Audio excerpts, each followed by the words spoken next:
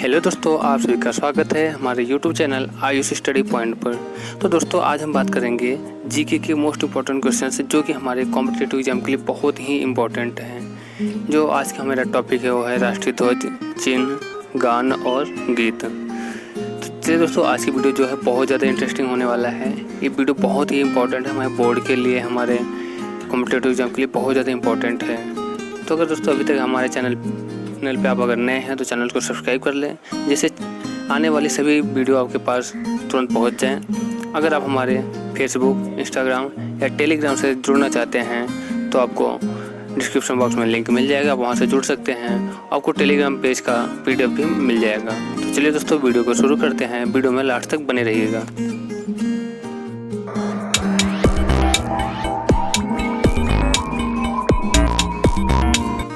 तो चलिए दोस्तों, आज का मेरा पहला प्रश्न है, राष्ट्रीय ध्वज की लंबाई व चौड़ाई का अनुपात क्या है। जो मेरा राष्ट्रीय ध्वज है उसका लंबाई चौड़ाई का अनुपात क्या होता है।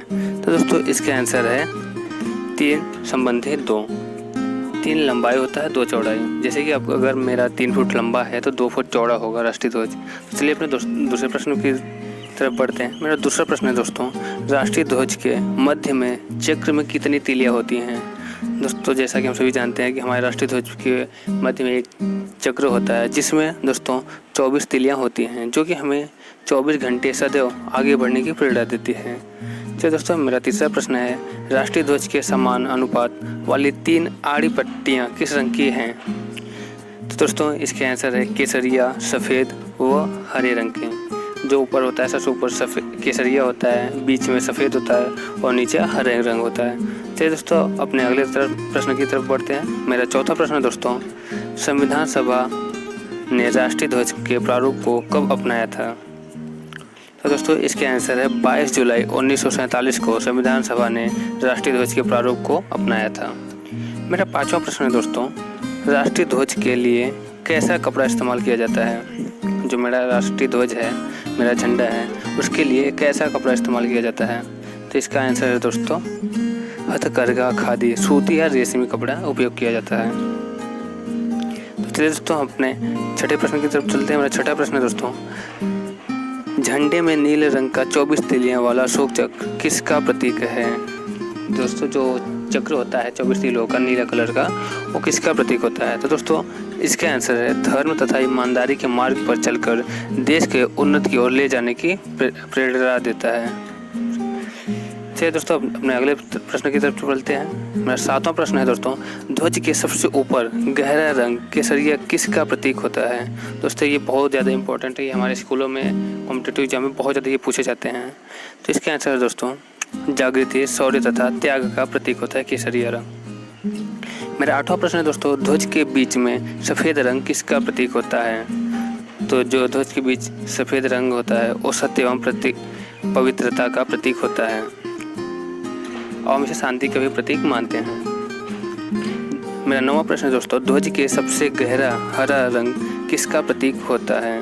तो इसके आंसर दोस्तों जीवन एवं समृद्धि का प्रतीक होता है। चलिए दोस्तों, अपने अगले प्रश्न की तरफ बढ़ते हैं। मेरा 10वां प्रश्न है दोस्तों, किस अवसर पर राष्ट्रीय ध्वज निजी इमारतों तथा सार्वजनिक स्थलों पर फहराया जा सकता है। तो दोस्तों, इसके आंसर है 15 अगस्त और 26 जनवरी को सामान्यतः राष्ट्रीय ध्वज निजी इमारतों पर फहराया नहीं जा सकता। दोस्तों, जैसे मेरा ये प्रश्न है, किस अवसर पर राष्ट्रीय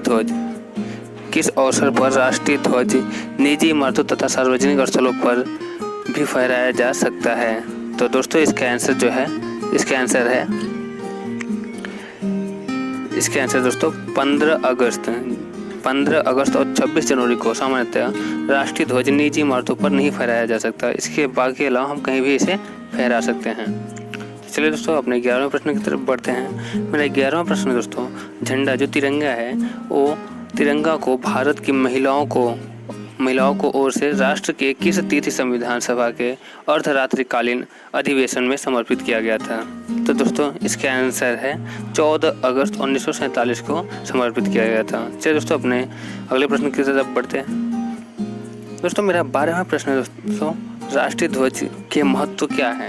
राष्ट्रीय ध्वज का महत्व होता है दोस्तों, ये बहुत इंपॉर्टेंट क्वेश्चन है कि राष्ट्रीय ध्वज का महत्व क्या होता है। तो इसका आंसर है दोस्तों, ध्वज को झुकना नहीं चाहिए, इसे सबसे ऊपर फहराना चाहिए। अन्य ध्वजों को इससे नीचे तथा बाईं ओर रखना चाहिए। जुलूस में इसे सबसे आगे सीधे कंधे पर लेकर चलना चाहिए। इसका उपयोग राष्ट्रीय महत्व के कार्यक्रमों या दिवसों पर ही करना चाहिए। चलिए दोस्तों, अपने 13वें प्रश्न की तरफ बढ़ते हैं। मेरा 13वां प्रश्न है दोस्तों, भारत का जो राज्य चिन्ह होता है वो क्या है? तो इसके आंसर दोस्तों, भारत का जो राज्य चिन्ह है वो होता है अशोक स्तंभ। चलिए दोस्तों, अपने अगले प्रश्न की तरफ बढ़ते हैं। मेरा अगला प्रश्न दोस्तों, भारत के राज्य चिन्ह में कुल कितनी प्रकार के जानवर दर्शाए गए हैं? तो इसका आंसर दोस्तों, भारत का जो राष्ट्रीय राज्य चिन्ह है उसमें 3 प्रकार के 6 जानवर हैं। 3 प्रकार के 6 जानवर दर्शाए गए हैं। मेरा दोस्तों 15वां प्रश्न है, राष्ट्रीय चिन्ह के 2 भाग शीर्ष और आधार। शीर्ष पर शेर दिखलाया गया है, वह किसका प्रतीक है? दोस्तों, जो मेरा राज्य चिन्ह होता है उसमें उस पे सिर दिखाया गया है, तो किसका प्रतीक होता है? दोस्तों, इसका आंसर है साहस और शक्ति का प्रतीक होता है। ये दोस्तों, अपने अगले प्रश्न की तरफ बढ़ते हैं। मेरा 16वां प्रश्न है दोस्तों, राष्ट्रीय चिन्ह के आधार भाग में एक धर्म चक्र है। चक्र के दाईं ओर एक बैल है तथा बाईं ओर एक घोड़ा है, वह क्रमशः किसका प्रतीक है? दोस्तों, जो राज्य चिन्ह है मेरा, इसके आंसर दोस्तों स्फूर्ति तथा ताकत का प्रतीक है। जो मेरा राष्ट्रीय चिन्ह है, जो राष्ट्रीय चिन्ह के आधार पे हमें जो उसमें नीचे दाईं ओर और बैल और बाईं ओर एक घोड़ा है, तो वो स्फूर्ति तथा ताकत का प्रतीक होता है। तो चलिए दोस्तों, जो घोड़ा होता है वो फुर्ती का प्रतीक होता है और जो ताकत होता है वो बैल का प्रतीक होता है।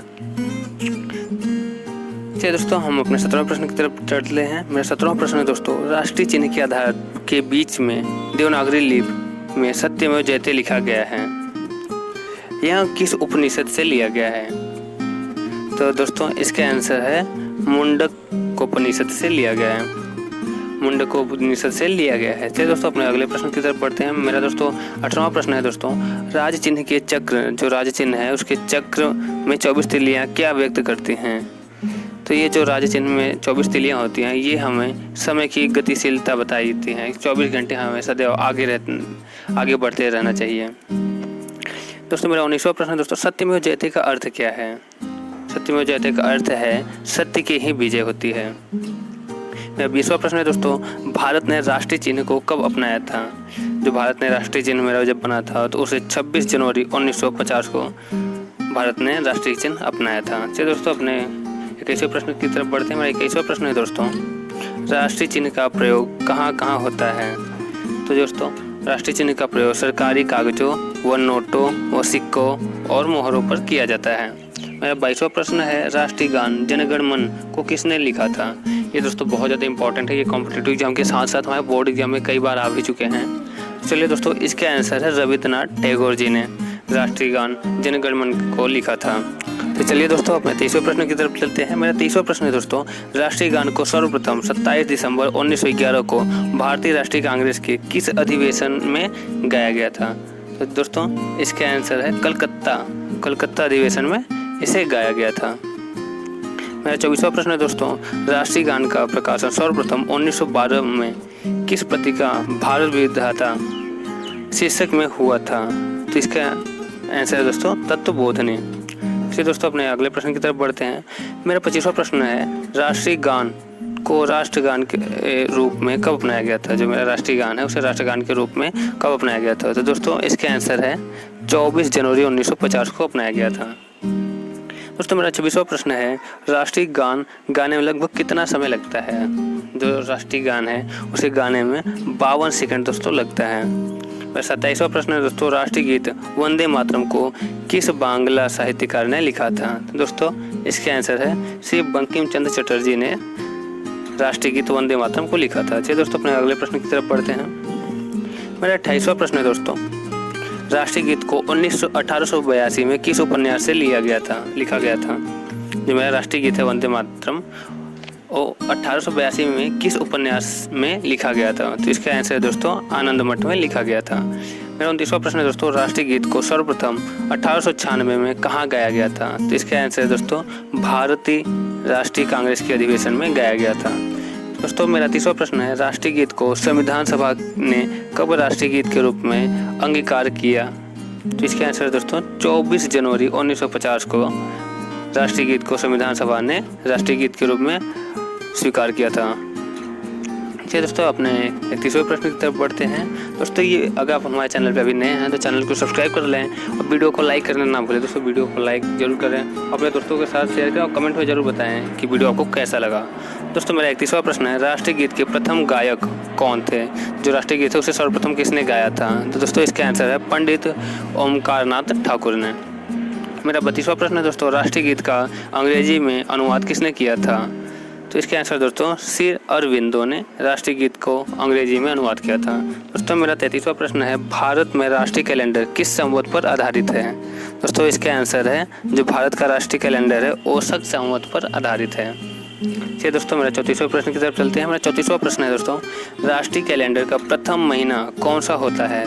जो राष्ट्रीय कैलेंडर होता है उसका प्रथम महीना कौन सा होता है? इसके आंसर दोस्तों, चैत्र का महीना राष्ट्रीय कैलेंडर का प्रथम महीना होता है। मेरा 35वां प्रश्न है दोस्तों, राष्ट्रीय कैलेंडर को कब अपनाया गया था? तो राष्ट्रीय कैलेंडर को 22 मार्च 1957 शक संवत 1879 में अपनाया गया था। मेरा 36वां प्रश्न है दोस्तों, राष्ट्रीय कैलेंडर में कितने दिन का होता है? दोस्तों जो राष्ट्रीय कैलेंडर होता है उसमें 365 दिन का एक वर्ष होता है। तो चलिए दोस्तों अपने अगले प्रश्न की तरफ बढ़ते हैं। दोस्तों मेरा अगला प्रश्न है,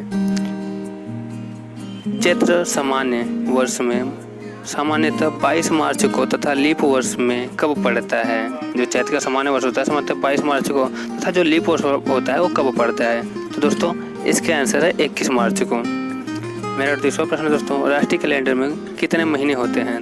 तो जो राष्ट्रीय कैलेंडर होता है उसमें टोटल 12 महीने होते हैं दोस्तों। चैत, वैशाख, जेठ, आषाढ़, सावन, भाद्र, अश्विन, कार्तिक, मार्गशीर्ष, पौष, माघ, फाल्गुन। चलिए दोस्तों अपने अगले प्रश्न की तरफ बढ़ते हैं। दोस्तों ये बहुत ज़्यादा इंपॉर्टेंट है। दोस्तों जो मेरा लास्ट तथा अंतिम प्रश्न है 39वां प्रश्न, भारतीय राष्ट्रीय कैलेंडर क्रिश्चियन कैलेंडर से कितने वर्ष पीछे है? दोस्तों इसका आंसर है 78 वर्ष पीछे है। तो चलिए दोस्तों आज की वीडियो में बस इतना ही। अगर दोस्तों आपको वीडियो अच्छा लगा हो तो वीडियो को लाइक करना ना भूलें और वीडियो को अपने दोस्तों के साथ जरूर शेयर करें, क्योंकि ये बहुत ज़्यादा ही इंपॉर्टेंट है, जिससे सभी का हेल्प हो जाएगा। तो चलिए दोस्तों कमेंट में ज़रूर बताएं वीडियो आपको कैसा लगा और कमेंट जरूर करें। आज के लिए बस इतना है, मिलते हैं नेक्स्ट वीडियो में। तब तक के लिए धन्यवाद दोस्तों।